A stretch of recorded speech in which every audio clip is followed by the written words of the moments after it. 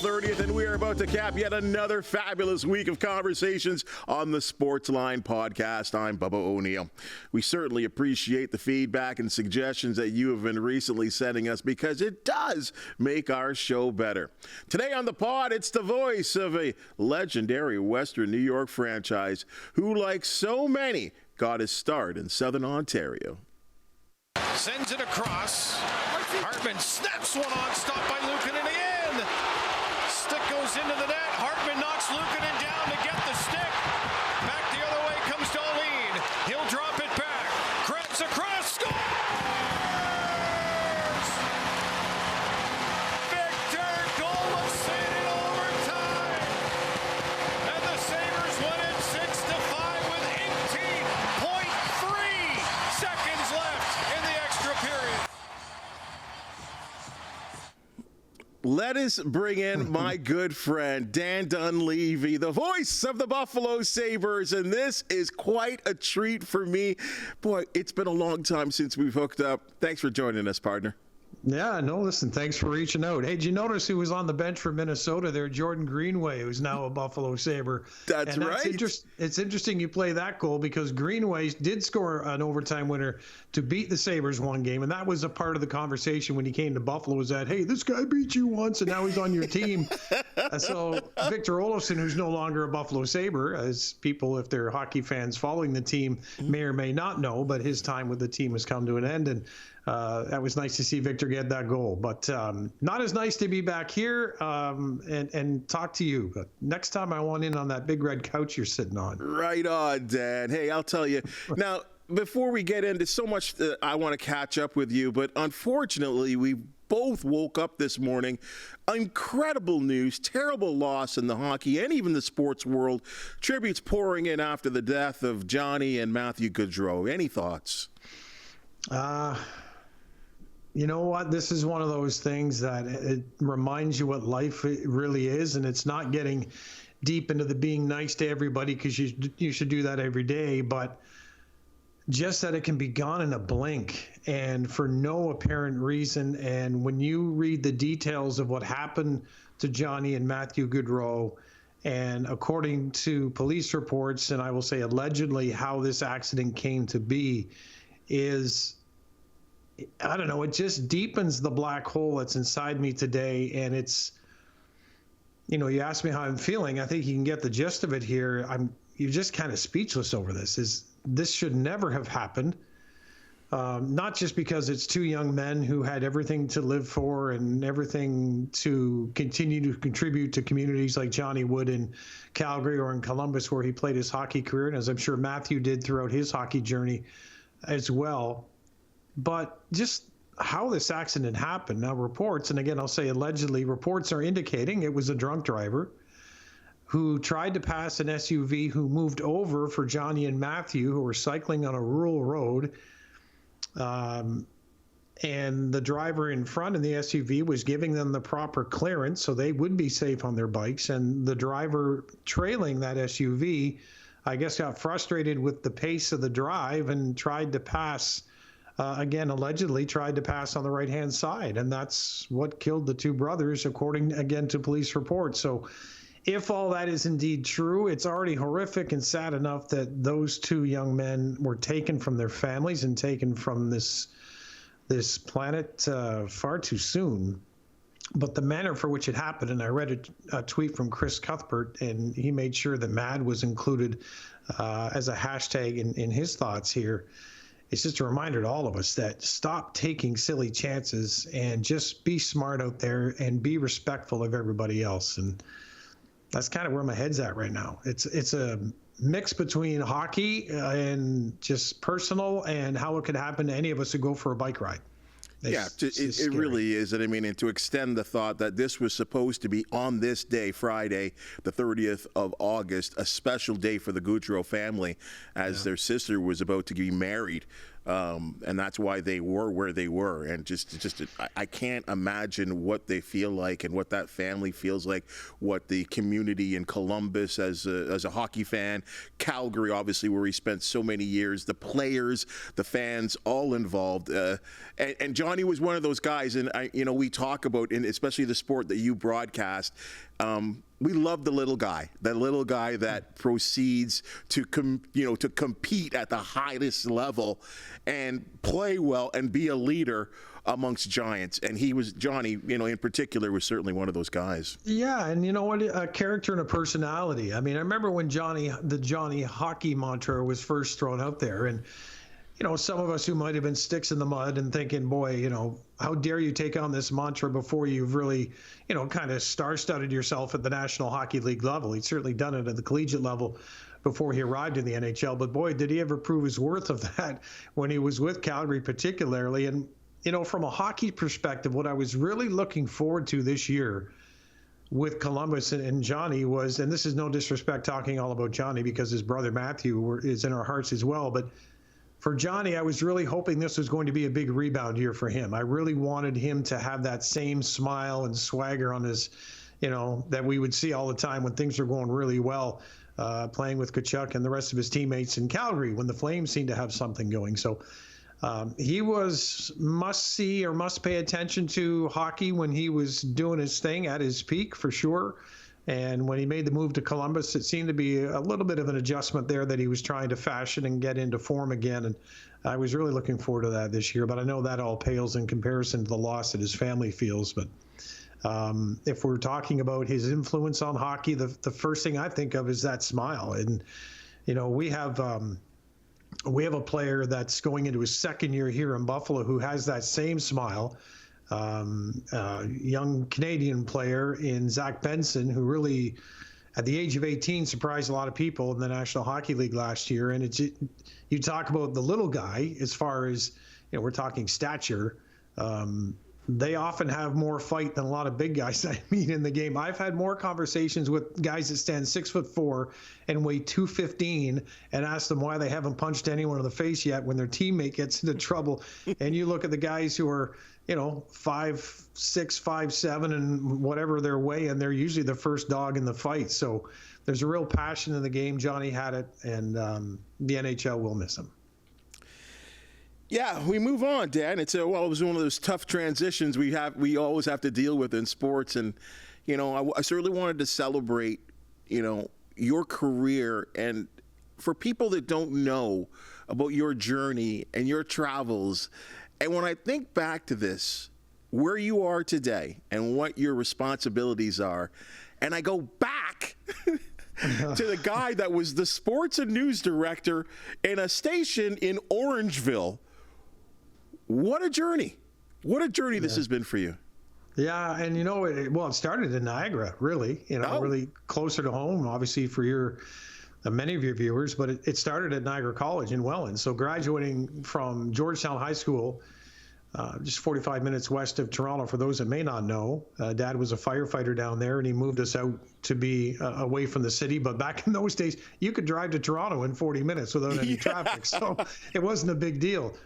But growing up in Georgetown, which was a good little hockey community in its own, and certainly has continued to grow, but then going away to Niagara College in Welland to take a broadcasting and film and TV course, and then really deciding from there that being any part of any kind of live broadcast is what I wanted to do. That kind of dawned on me in high school, that I wanted to be somewhere where a live event was happening, whether it be a cameraman, sound. It really didn't matter at that point when I was in high school.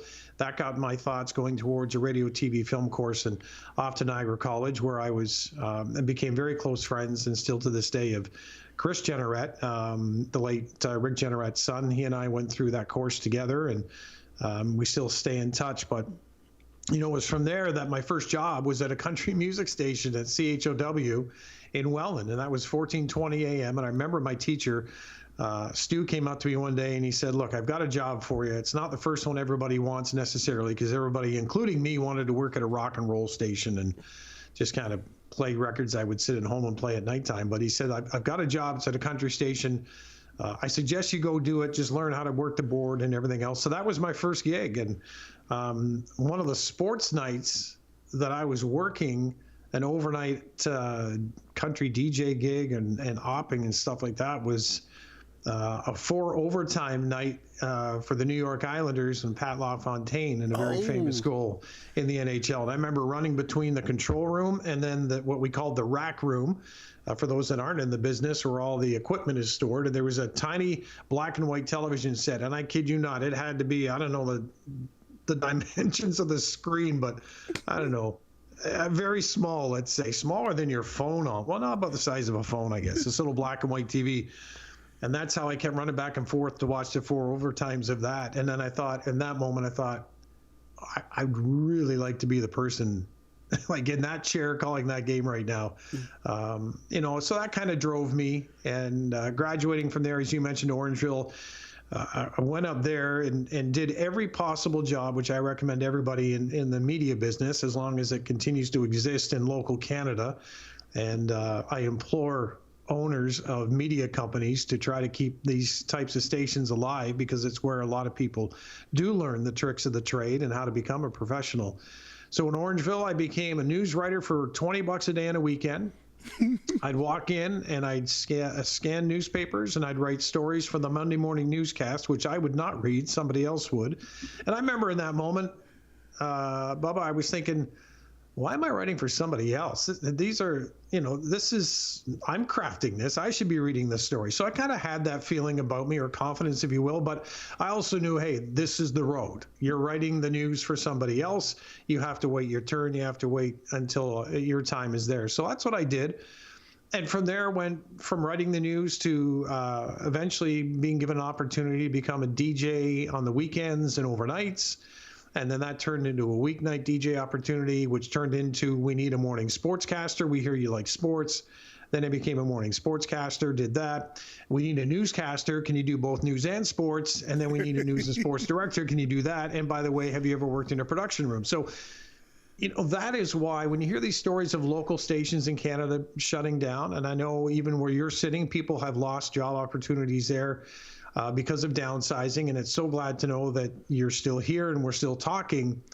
But the importance of local TV and radio is obviously to get local information out to the residents of the communities and get it to them instantly and get it to them correctly, and have all the stories that are getting out to them fact-checked, not just thrown out on social media without somebody in a newsroom in an editorial position telling you, you make sure you get this right before you go on the air. And that's one of the first things I learned. So again, the importance of local media and journalism is far beyond what you see on television or hear on radio. It's all the work that goes in behind it to properly train journalists and people working behind the scenes, the people in your production room right now, learning the correct way to put shows together and produce content. So, I don't get this platform often to say this, but I read it from now living here south of Buffalo, and it just breaks my heart to keep hearing about all these stations closing down. And I'm sorry I kind of went down that path, but, you bring up where I came from, and if those stations don't exist, there's a darn good chance I don't sit here having this conversation with you. So I want to stand behind everybody who has a chance to work in those stations and empower, I don't know who out there, but to please step up and become owners of local media outlets. Well, it's really been the plus to what we have here at this station, and I feel that there is a kind of turn from national news, because, all the national and international news you can get on this device nowadays, and that there is a trend, and I think you're familiar with the Hamilton community, that we're very fortunate that people in the Hamilton community care about local news. They care about local sports, and obviously they want to know what's going on with weather. So that keeps us thriving, and in this really, really difficult media world. And when we're watching it, I don't know if you know about this 900 CHML, an AM station, 97 years, and Chorus has closed the doors there on some incredibly popular and talented people. So I get it's a business. I understand that money is something people need to survive and to put a roof over their heads. I get all that. But for the life of me, I can't think that major corporations can't find a way to somehow keep a CHML 900 on the air with a skeleton staff, reading local news in some fashion or form. And I know it's working down in St. Catharines, for example. There are national shows that are played on the local station in St. Catharines. And they still find a way. I tune in every day. I don't even live there, but it's just, I feel like I'm connected to where I'm from while I'm down here half an hour south of Buffalo, if I'm able to listen to some Niagara news. And I should be honest, I drive around now with that on in the car more than anything else. I don't, as you show, stream from this all day music, because I just feel I would be left in the dark a little bit about what's going on in my community or the community around me. And, again, the more I sit here and think about it as I talk about it, I want to continue on a platform like this, because you and I and the others producing the show here right now might not have this opportunity we have if it weren't for stations like the CHML and others around the country that have been shut down. Looking at your journey, Dan, you tell me if I've left anything off the list here, right, to get you to where you are. Yeah.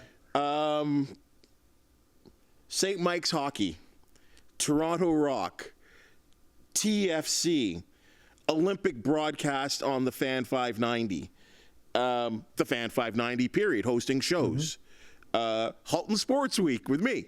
Yay! Yay! Have I left anything else off the list? Some guy who produced that show. What was his name anyway? Brad Scott. I know. Yep. You guys made me feel so good. I tell you what, I was a radio guy who thought, you know what I'm not doing? I'm not doing any TV. And it wasn't because I'm anywhere near handsome or good looking to look at or had anything to say. I just thought everyone at some point tries out the television market. And if it wasn't for you, wasn't for Brad and the entire crew, Steve, just everyone saying, come on in, hang out with us. And, asked me to do NFL predictions when I've never coached a game in my life. I'm the least analytic guy you'll ever meet. I am, how do I say this in a sports way? I haven't said this before, but I'm a sports eye candy guy, meaning I want to see, like we were just talking before we came on the air, Josh Allen to me is sports eye candy. I want to see this guy play every snap. I don't want to miss a single series that Josh Allen's a quarterback. Used to be that way when it was Brett Favre or if it was Joe Montana. You know what I'm saying? You don't want to miss the greats really working at their craft. So that was me. And then you guys, Brad, yeah, well, come on in and predict 3 winners a week. The only reason I even had any credibility is because you guys let me pick the 3 games of the week. So I usually pick the 3 easiest ones. Once in a while, I'd say, okay, I got to go 1 and 2 maybe here. But that was, I'm very appreciative of, it just can't go understated, the importance of local access to media for all of us. And, look where you are now. So you didn't leave anything out. USL Soccer was part of it as well. Before TFC, okay. There was the Toronto Lynx playing out at Centennial Stadium in Etobicoke. And being a soccer player and coach and fan of the game, that was my first really kind of biting into that. And that was interesting. Some of the stories of the people you work with along the way are almost more interesting than the games, but I can't get into some of that here. But just, every weekend driving to this stadium that only a few people are going to head out to, but having an entire television crew there dedicated, setting up, treating it like a professional. Well, it was professional, but you know what I'm saying? Just treating it like this is their Hockey Night in Canada moment really taught me a lot about being prepared and not walking into something thinking it's anything less than, as far as importance as to doing an NHL game or an NFL or NBA or what have you. So a lot of lessons were learned there. And I'll tell you one thing, I've always thought I'd save this for a book, not that anybody would buy it, but there was a time at the Fan, and all about, and everyone who's ever been in this business has probably worked a split shift somewhere. So I was living in Orangeville at the time and was hired at the Fan and couldn't get a sports gig initially. I was offered another sports job somewhere else in Toronto, but I knew the Fan is where I wanted to be. So when speaking with their program director, Alan Davis, he said, I don't have a sports gig for you right now, but you'll get the next sports opening. In the meantime, I want you to read weather and traffic on the Bob McCowan morning show. Oh. And that's what I thought initially. I mean, and after doing part-time sports for the Fan on weekends, so they had heard me. And then when I was given a full-time opportunity somewhere else, it was, no, we want to keep you here. We just need an opening for you, and it's not there yet. That would eventually come along when Scott Ferguson, another well-known name for baseball fans, went to what was the Team in Toronto, another all-sports station that the folks, I think, at the Chum Network had started up trying to compete with the Fan. But that said, so that gave me my full-time opportunity. But doing weather and traffic on the morning show, I was also asked to do weather and traffic on the afternoon drive show. Now, I said I would never say no to an opportunity in this business, and I suggest that to anybody getting in. So I didn't. So living in Orangeville and doing the morning show, weather and traffic, which, as you know, is done by around 10 o'clock in the morning. And then the afternoon gig didn't start till, I think Bob might have been on from 4 to 7. So between 10 o'clock and 4 o'clock, what was I going to do? Drive 45 minutes back to Orangeville, take a half an hour nap, and then drive back down into the city of Toronto. Again, this isn't, circa 1970 when you could drive to Toronto in half an hour. So I took a sleeping bag with me, and I found a park not far off the Don Valley Parkway. And I couldn't believe I was doing this, but I took this sleeping bag and I found a picnic table. And I'd be looking around thinking, okay, I am creeping myself out right now, but I need to sleep. So I would put the sleeping bag under the picnic table, just hoping nobody would see me, and I would just doze off for a couple of hours. And I don't even know if I had a BlackBerry, so I don't know how I would have woken myself up. To be honest with you, I was probably just so freaked out about somebody coming up to me in this park going, yo, dude, what are you doing under the bench? But that was part of it, too, and it just... sometimes when you sit here right now, and before every game I look down at center ice and I think, you made it to the National Hockey League. How did you do this? And I remind myself, I say, remember that park bench you slept under just to make sure you had your foot in the door? How many people would do that? Now, a lot of people would say they will, and perhaps they will, and maybe some will do it now, but I don't encourage it. I'm just saying it's what I did to make it work. How old were you at that point? Oh, gosh, silly old. Silly young, apparently, because I don't know now if you would sleep under a park bench. It used to be safe. I would have been, I was done at, out of college and 8 years in Orangeville. So, yeah, we're like 30-something maybe. Yeah, 30-year-old dude sleeping under a park bench. And, the funny part thing is there were times I go down to that park, right, and you're always hoping there's nobody there, and usually through the week there's nobody there. Even when I take my dogs now that school's going to be back in soon to a park somewhere, there's nobody around. Everybody's working or they're in school. I don't sleep under a bench while I let the dogs run around, by the way. Good news. I run around with them. Good news. Yeah, that's the good news. But there would be the odd time I'd drive down. I'd come down this long, steep driveway, and I'd pull into the park, and there'd be a party or something going on. I'm thinking, I'm going to get no sleep with this going on. So I'd have to drive around, look for another table to sleep under. Oh, Dan. So you actually, and it's funny because when you got your opportunity with the Sabres, it was, I don't know, maybe I'll leave the word to you. I often wondered if it was complicated because you had the desire, obviously, to be, or your foot was in the door, to be working with the Buffalo Sabres and to be the eventual play-by-play man, the voice of the Buffalo Sabres. But there's a legend in Rick Jeanneret there. Yeah. Now, and whether it was a health thing or age thing or he just got tired, there was going to be less and less games. How did that work out? And what was that time like? Because you know, but RJ, he's a legend in the Western New York. Well, and always will be. I mean, you hear that word sometimes, legend and what have you, and you think over time that might just kind of be in the background a bit. It will never be in the background of Buffalo. I mean, this guy is always, and for very good reason, going to be, along with Ted Darling, the first man I heard ever call a Sabres game, the voices of the Buffalo Sabres.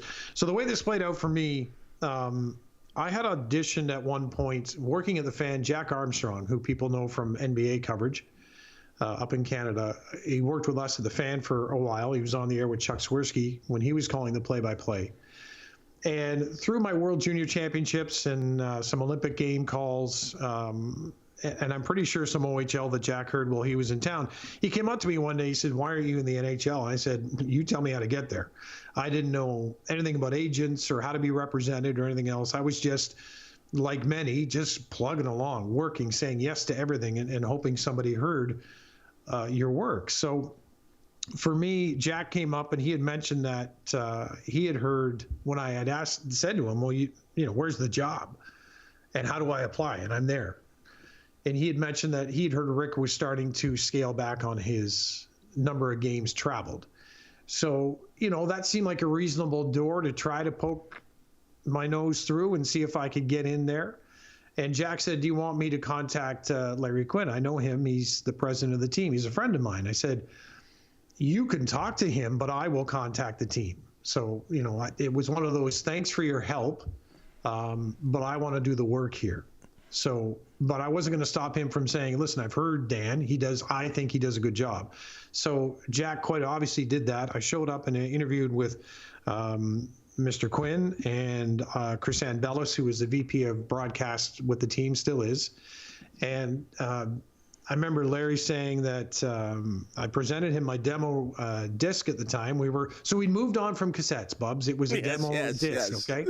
And he said, "I don't need to hear this. If Jack Armstrong thinks you're good and recommends you, I'm going to give you 2 games." So I called a game in Anaheim with Harry Neal and a game in Ottawa. And I remember that first game in Anaheim. For those who don't know the Ontario Hockey League, St. Mike's College School Arena at Bathurst in St. Clair it was the smallest arena in the OHL. And our play-by-play perch was literally right at the top of the glass and hanging out right to the edge of the glass. So, you know, even now, as I need glasses, I wouldn't need glasses in St. Mike's to call a game. It's right there in your face. As a matter of fact, you better be ready to duck because you're literally hanging over the penalty box area. So that was really cool. And then I get to Anaheim calling my first NHL game. Now, I've done some World Junior contests, so I've been to some different rinks, you know, the Ottawas and Vancouver and that. But Anaheim is one of the highest perches in the NHL. New Jersey's another one, but we didn't go there. But just for matter of fact. And I get up there, and I'm already nervous, because I'm working with Harry Neal. So I'm pinching myself there as a Hockey Night in Canada kid growing up like we all are in Canada. And then I'm working with Harry, so I'm trying not to be nervous about that. And then I look down at the sheet of ice, which is 1,000 miles away. And right away, I'm freaking out thinking, how am I going to tell if that's a 6 or an 8 in the far corner? I am in trouble.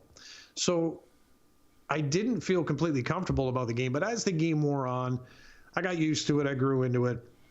And apparently it went pretty well. I did the game in Ottawa. And then at the end of the day or the end of the process, the Sabres called and they had a host working on their broadcast that also wanted to be the play-by-play voice of the team and work with Rick. And his name is Kevin Sylvester. So Kevin did a couple of years with the Sabres and I moved on. And moving on was getting a call from Maple Leaf Sports and Entertainment and Chris Hebb's name came up on my phone, or it was just MLSE, and I was standing in an airport in Toronto about to fly to Chicago to call a TFC game, and they're, of course, owned by Maple Leaf Sports Entertainment. So I thought that call was something related to TFC. And when I tell this story, I can still see myself standing out looking at the plane as we're about to board. And Chris Hebb said, "Hey, Dan, it's Chris Hebb calling from MLSE. How you doing?" "Good, Chris. I'm off to Chicago soon to call a game for TFC.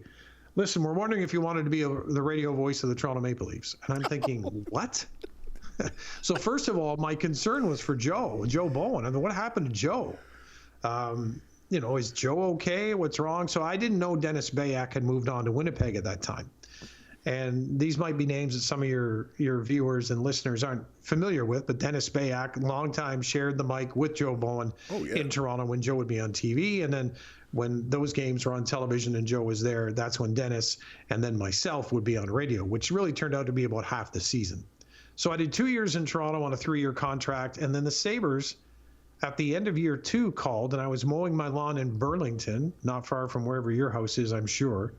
And it's a call from Chris Ann Bellis, and she's asking if I could get out of my deal in Toronto and come join the Sabres and eventually transition and be that next voice when when Rick Jeanneret's ready to retire. So we went back and forth on discussions on length of deal and how many games and what have you. And RJ was very much involved in that.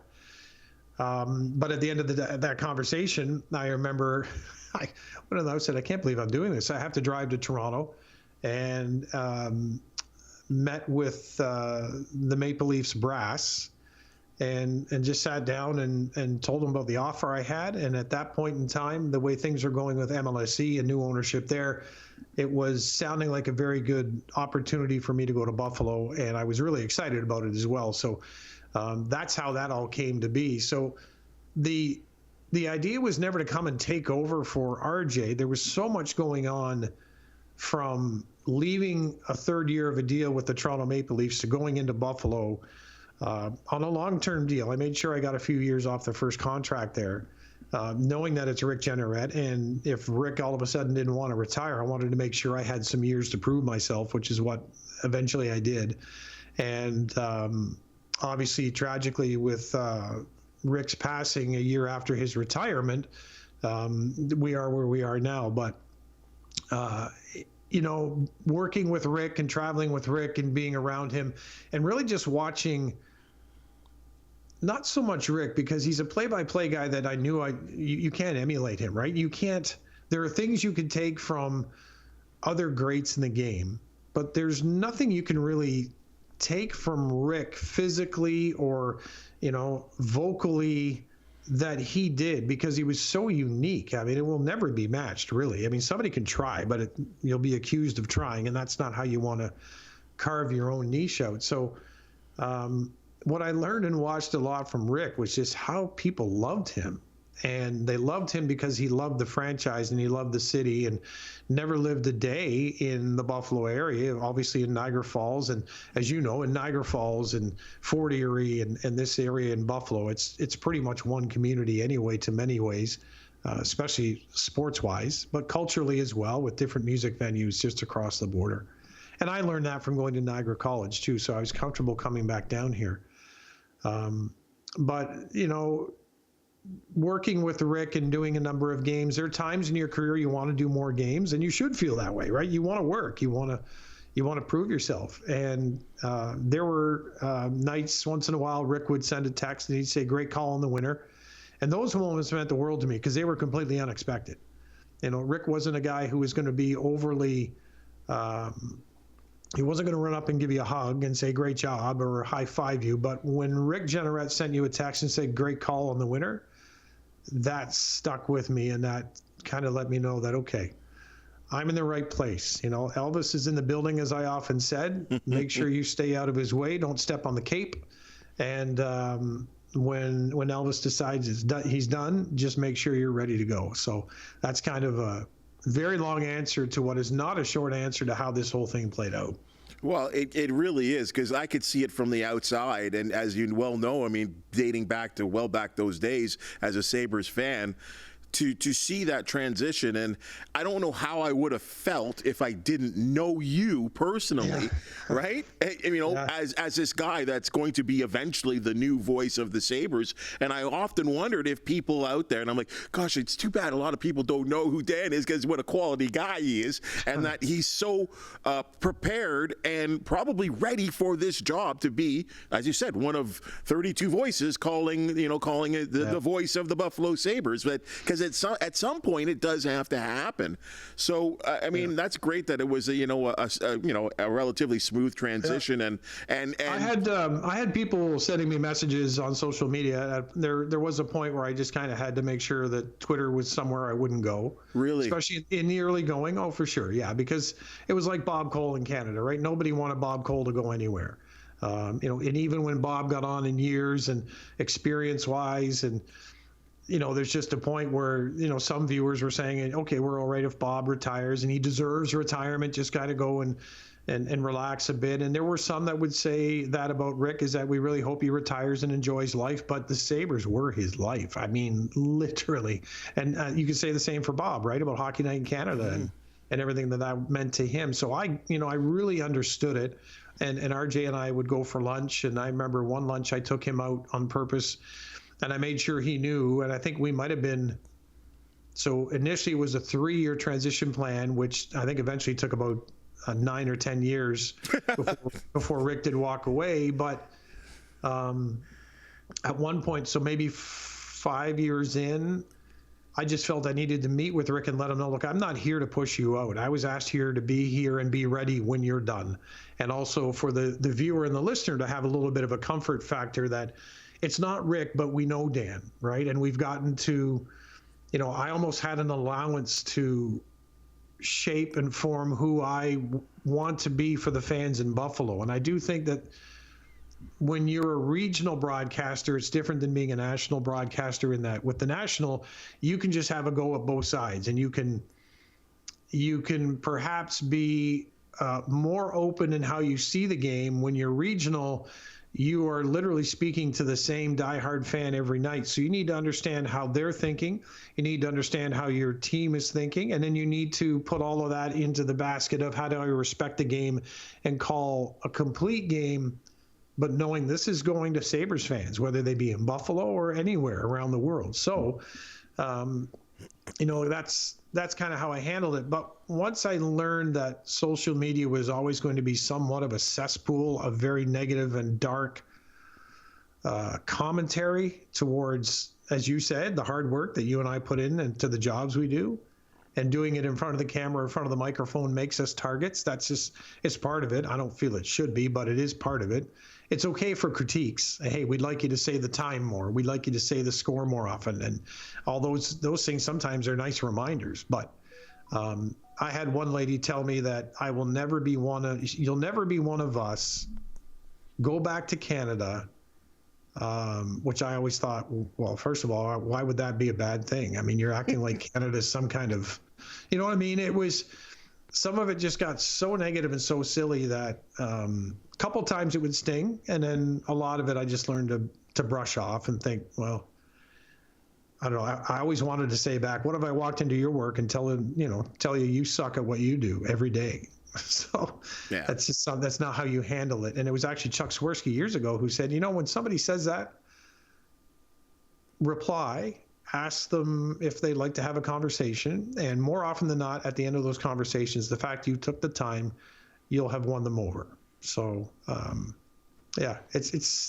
there are moments that people aren't so kind, but the majority of the moments, especially in Buffalo, the folks have been great, to be honest with you. But there's one or two that tried to jettison me out of here, but I've slept under too many park benches to give up. Way to round that up, partner. Now, I got to ask you this, though. Again, as a Sabres fan, all I want is playoffs. All I'm sure you want is to be calling a playoff game. When will is this going to be the year? Yeah, every year we say that. And last year was the year we thought it would be going into the season. And, when you look in the rearview mirror, which is easier to do in sports, it was a team coming off of a bunch of players having career years at very young stages of their career. And the reality of that happening in back-to-back seasons, no matter who you are, is very rare. So you need fate, you need fortune, you need luck, you need skill, you need dedication and all that stuff. Some of those things, some of those characterizations for me don't come until you do earn some experience. And I think when you look at where our players are now, and I'm talking about the Rasmus Dahlins, the Tage Thompsons, the Alex Tucks, the Dylan Cousins, these guys now put 3 or 4 solid years of playing time in the NHL as starting players that'll be depended on. I think now they have a fuller understanding of what it takes to enjoy the success, realize how and where that came from, hard work, fortune, fate, timing, all that stuff. We had a healthy team 3 years ago as well. There weren't any injuries, which led to the next year people thinking this is the year, and you had every right to believe it. I think this year what Kevin Adams has done is light a bit of a fire here under the current roster of players that I just mentioned when you talk about core players. And the fan base, just by, obviously, a lot of people are going to point to Lindy Ruff's return back of the bench. Now, the building's going to go absolutely crazy on opening night here. The team opens in Prague against the Devils with 2 games, 1 home and 1 away. But when they come back here, I mean, I'm already imagining, aside from the RJ tribute night, which was unbelievable, and the noise that was in that building, as RJ called it, a beautiful noise, this is probably going to be the loudest I've ever heard the building. So it's something to anticipate that for our first home game of the year. Just feeling that coming gets me really jacked up. I want to go now. I want that to happen tonight. But the veterans that have been added finally to the bottom, I hate calling the bottom 6, but let's call them the 6 through 9 players. Right. And I think that experience is something that was lacking. You had 1 or 2 guys. So for Sabres fans, you had your Kyle Oposo and you had Zemgus Girgensons. And fairly or unfairly in your own mind, I think unfairly, Zemgus Girgensons was tied to a decade of a lack of success. The young man worked his tail off ever since he got here. It was never a fault of his. It's like blaming Josh Allen for losing that game to Kansas City when he was off the pitch and there were 13 seconds to go. Like, come on, think things through here for a minute. But Zemgus has turned the page. Kyle Oposo turned the page very successfully, thanks to Kevin Adams working out a deal with Florida. But now you have a player like Malenstein coming in, who was with the Capitals, who's he's got some game, he's got some jam, and he's really got an opportunity here to play for a coach that's going to want that from him and to prove himself. He's got some good size. Obey Kubel is an experienced player. Lafferty is an experienced player. None of these players are afraid to get in your face and just be a little grittier to play against. It doesn't mean they're going to drop the gloves every shift, although Dennis Gilbert might do that if he makes the hockey club, a local guy, and I'm cheering for him to make the team because he will not hesitate to do that and stand up for his teammates and just to kind of set a different tone for these Sabres. So I do think there is a really good chance here, and not to leave out Ukko-Pekka Luukkonen, proved himself to me anyway last year that he can read a game at a point where he's not jumping around the crease, he's moving around the crease. And to me, there's a bit of a difference. So I like the pieces.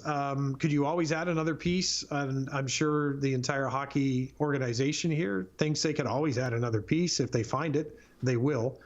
But to start the season, if they have a healthy Jack Quinn from day one, if Mattias Samuelsson can stay healthy and play, get a 65-game season in, which might be setting the bar for some at a different level, but he's struggled staying healthy, and I'm really pulling for him because he's a valuable player. That the Sabres are in a good spot. Bubba, they're in a really good spot, and we can talk all we want about it. It's up to them to go and prove it. And when I see it, I'll be right there with you, very excited about it. Let me end on this, Dan. There's just something, and again, being a Buffalo sports fan, and I was one of those kids that, for whatever reason, watched the Buffalo news more so than... Oh, we all grew up on it. Yeah, like I tell everyone that here. I tell everyone in Southern Ontario, if you grew up anywhere, kind of west or south of Toronto, you watched Irv Weinstein yes. and you were, Rocket Ship 7 and Rick Azar. Ed Kilgore, yeah, all these people, which is, yeah. Like these people are legends to me. Yeah. Like they really are, right? Yeah. And you know what? It's interesting you say that because you think of where you're sitting now, you think the legends at CHCH, they were kind of one and the same to me. It was, for the kid who didn't live that way yet, and still being up in Georgetown, Hamilton, Niagara, and the next step was Buffalo. So I kind of linked the two together. And, you had a guy wearing a pretty cool hat there for a number of years. Oh, gosh, yes. Entertain people and tick people off at the same time to get some viewership numbers and what have you. And Mr. Beddoes did a good job of that. So, yeah, they're kind of one and the same for me. I'll ask you this. For those that don't know, and we are so close, And I've heard, there's over the years, and maybe understandably so over the years, because Hamilton's been kind of in that same sort of joined together in a sense that it's somewhat criticized. And people from Toronto or whatever the case is, they see Hamilton in a certain light. And there's always been this sort of opinion about Buffalo. Yet everyone I know that lives in Buffalo raves about it. Raves about the community. Can you tell us what the Buffalo sports fan and what the community is all about? Because you now live there. Yeah, well, it's what you just said is true, but I think of everything you said that's true, the feeling or the answer or the attitude changes once the person who sitting in Toronto criticizes until they get to Hamilton and get up and walk around the city and see the different areas of the city, and whether it's the up in the mountain or whether it's even just venturing over into Dundas and all the areas around the city as well. So for Buffalo, yes, everyone, people that come here now will always say to me, well, where should I eat? Should I go to the Anchor Bar? Should I go to a popular restaurant here known as Chef's, which are both very good? And I always tell them, I said, there's so much more to Buffalo than 2 restaurants. I can't begin to tell you. And I learned it really mainly from in 2011. That was the last World Junior Tournament I called while working up in Canada. And my now producer, Joe Pinter, on our Sabres broadcasts, I must have run into him somewhere in a hallway at the rink and asked him, hey, where can I go get something to eat that's not Chef's or not Anchor Bar? And again, I've been to both and like both. I just wanted, there's got to be more than that in the city that I don't know. And sure enough, he directed me to a restaurant called Fat Bob's, and it's a barbecue smokehouse. And so I went up to Fat Bob's and I thought, oh my gosh, first of all, the area I'd never been in before. And secondly, the food was amazing. So right there, it just kind of opened my eyes to, as a kid from Southern Ontario, everything I don't know about Buffalo, which we just talked about. We learned it from the news. So what did we learn about Buffalo from news? We learned about all the worst things that happen, because the news headlines are usually not the best stories of the day, right? It's another fire here or there. It's a crime committed somewhere. But when someone opens your eyes to a community and says, hey, have you walked down, for Buffalo, you have Elmwood Avenue and Elmwood Village, or you could go up onto Hurdle. There's all sorts of different areas that you can spend an entire day shopping and sitting and dining on the streets and seeing some of the city. And even downtown, if you know where to walk and maybe which tour to take, you can learn a lot about a very deep history in this city. So I think they're the same reason. If you're from Hamilton from day one and people make a remark about Hamilton, you get a little defensive about it because you realize that you really haven't seen Hamilton. You're just going off of what somebody full of hot air said about Hamilton. You've not been there yourself. So, there's so many streets in your city too that I've walked and all of a sudden gone into some areas where I'm thinking I could spend an entire day walking the street and shopping and just hanging out and hitting some very nice restaurants and art galleries and things like that. So once our eyes are open to things, instead of just keeping them closed and listening to somebody else's opinion, we got to open them ourselves, Bubba. Usually we see the best of any city. Well, we've just seen the best of you, partner. Like, this has been great. You have no idea. You saying I'm done from here on in, that it gets worse now? No. I mean, I think it just keeps getting better and better, right? Like, I guess so. I mean, getting used to doing these kind of things since 2020 has been part of it. Yeah, well, it actually opened up the door for some, and I know there's podcasts everywhere, but I think the fact that, we've kind of found a little niche in the fact that we're talking to athletes and broadcasters and executives and referees and people that got, as I said, either got their start here or they still representing the area, and there's so many of them. When we did this podcast and started who are you most excited to talk to so far? Which athlete were you most excited to talk to so far? There's been so many, and there's been, I'll tell you, we just recently did one with, and I'll implore you, partner, to check it out.